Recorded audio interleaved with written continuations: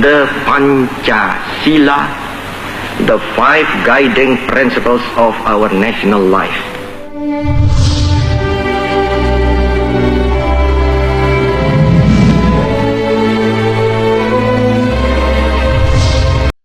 Konnichiwa. Kenalkan, nama saya Feby Putra Herman dari jurusan Sastra Jepang Malam A.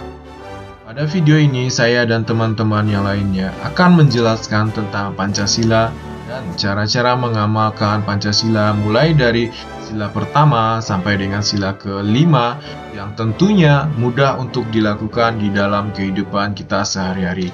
Seperti apa cara mengamalkannya? Yuk kita simak bersama-sama.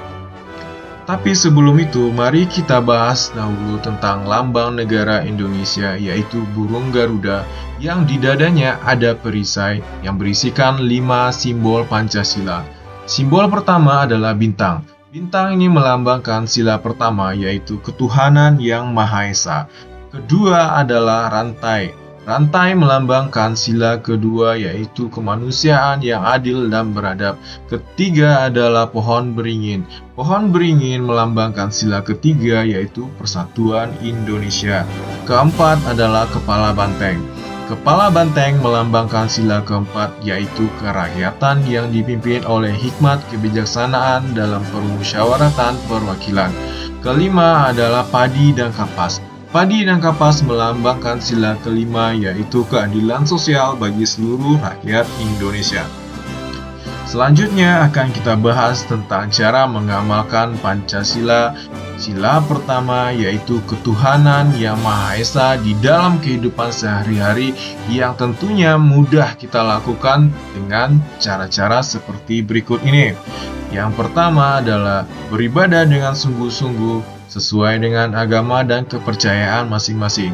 Kedua, menghormati dan menghargai perbedaan agama serta kepercayaan orang lain dan mewujudkan sikap toleransi beragama. Ketiga, mengamalkan ajaran agama dalam kehidupan sehari-hari seperti berbuat baik kepada sesama, menjaga perilaku dan bersikap jujur. Keempat, membantu sesama manusia yang sedang mengalami kesulitan tanpa memandang latar belakang agamanya. Kelima, menjaga dan melestarikan lingkungan sebagai wujud rasa syukur atas ciptaan Tuhan.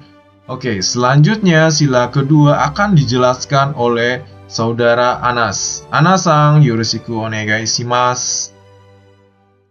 Konnichiwa minasang, perkenalkan nama saya Anasuna Sidik dari Prodi Sastra Jepang SIP A. Sebelumnya saya meminta maaf karena kondisi ruangan saya yang gelap jadi tidak bisa men-take video secara maksimal. Saya ganti dengan virtual karakter. Ya, semoga pesan-pesan dalam video ini tetap tersampaikan dengan baik ya teman-teman. Sila kedua Pancasila yaitu kemanusiaan yang adil dan beradab. Maka dari itu kita harus berperilaku menjunjung tinggi nilai-nilai kemanusiaan dan berperilaku sopan dan santun tentunya. Dengan cara apa sih? Yaitu menghargai hak-hak dan kewajiban orang lain. Tidak membedakan suku, ras, agama, dan golongan. Berani membela kebenaran dan keadilan. Menjaga kerukunan dan perdamaian, membantu orang-orang yang membutuhkan, menjaga lingkungan hidup, menghargai keberagaman budaya dan adat istiadat, berperilaku adil dan bersikap sopan santun, karena pahlawan Himmel pasti akan melakukannya. Oke, untuk sila selanjutnya yaitu Bang Diki. Silakan Bang Diki, yoroshiku onegai shimasu. Bentuk pengamalan sila ketiga Pancasila yang berbunyi Persatuan Indonesia. Lambang negara Indonesia adalah Garuda Pancasila yang memiliki nilai-nilai yang mencerminkan jati diri bangsa Indonesia. Burung Garuda melambangkan kekuatan dan pergerakan dinamis yang terlihat dari bentuk sayap yang mengembang, melambangkan dinamika dan semangat untuk menjunjung tinggi nama baik bangsa dan negara Indonesia. Pohon beringin melambangkan sila ketiga. Pohon beringin yang merimbun melambangkan tempat berteduh dan berlindung yang bermakna bahwa rakyat Indonesia dapat berteduh di bawah naungan negara Indonesia. Nilai-nilai yang terkandung dalam lambang ini ialah persatuan dan kesatuan, saling melindungi, rela berkorban, rasa cinta pada tanah air, bangga sebagai bangsa Indonesia sekaligus bangga dengan budaya bangsanya. Sila keempat Pancasila yang berbunyi, kerakyatan yang dipimpin oleh hikmat dan kebijaksanaan dalam permusyawaratan perwakilan. Sila ini berlambang kepala banteng dengan arti warna hitam pada kepala banteng tersebut melambangkan kekuatan, kerendahan hati, dan kesungguhan. Sedangkan warna putih pada kepala banteng tersebut melambangkan kebijaksanaan, kejujuran, dan kedamaian. Adapun makna dari sila keempat Pancasila yaitu rakyat Indonesia yang bermusyawarah dan berdiskusi untuk melahirkan keputusan. Bangsa Indonesia yang bergotong royong, serta pentingnya musyawarah dalam mencapai keputusan yang bijaksana dan mewakili kepentingan rakyat. Salah satu contoh pengamalan sila Pancasila keempat dalam kehidupan sehari-hari yaitu aktif dalam bergotong royong, bersikap toleran terhadap perbedaan pendapat, menghargai hasil musyawarah, tidak memaksakan kehendak kepada orang lain, menerima kritik dan saran dengan baik, serta memilih pemimpin dengan cara voting atau bermusyawarah. Ohayo gozaimasu minasan, perkenalkan, nama saya Muhammad Nur Hafiz dari kelas sastra Jepang SIF A. Sebelum masuk ke topik pembahasan, saya mau berterima kasih kepada rekan saya yang sudah menjelaskan tentang sila keempat Pancasila, yaitu kerakyatan yang dipimpin oleh hikmat, kebijaksanaan dalam permusyawaratan perwakilan.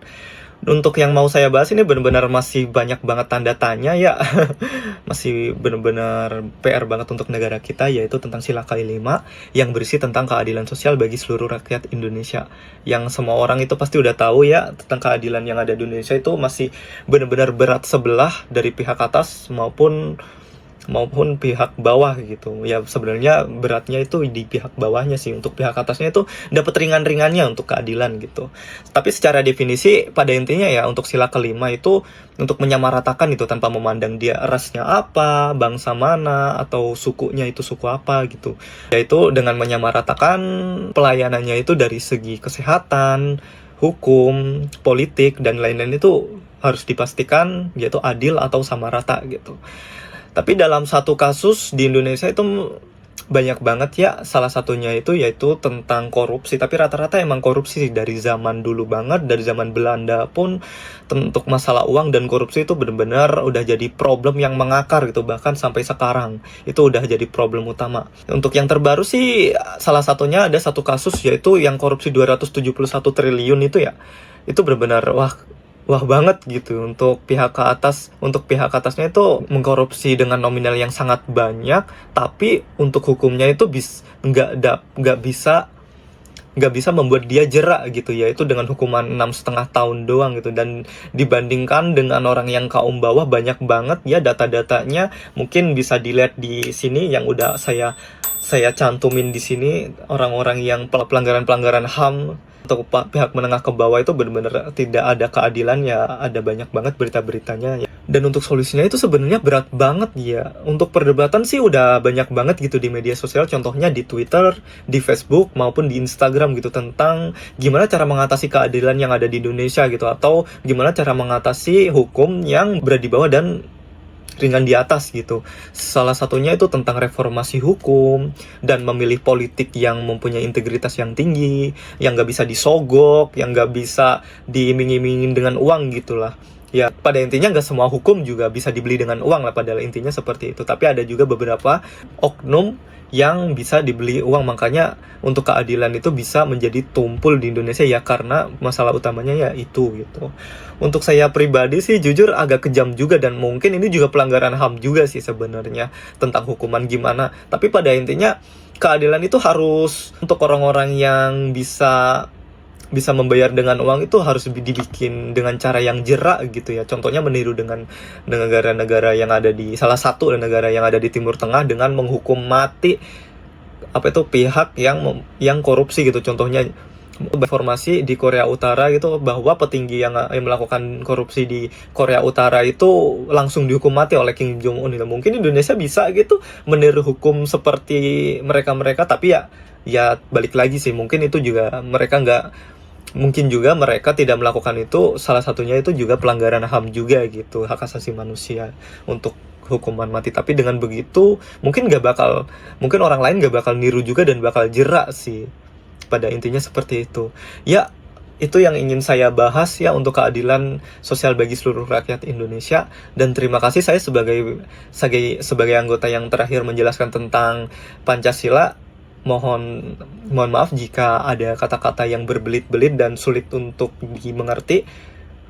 Kalau misalkan sulit dimengerti, nanti bisa kontak langsung dengan kelompok kita itu untuk kita diskusi bareng dan ngobrolin hal-hal yang menarik tentang Pancasila gitu. Jadi ya, saya Muhammad Nur Hafiz undur diri. Terima kasih. Assalamualaikum warahmatullahi wabarakatuh.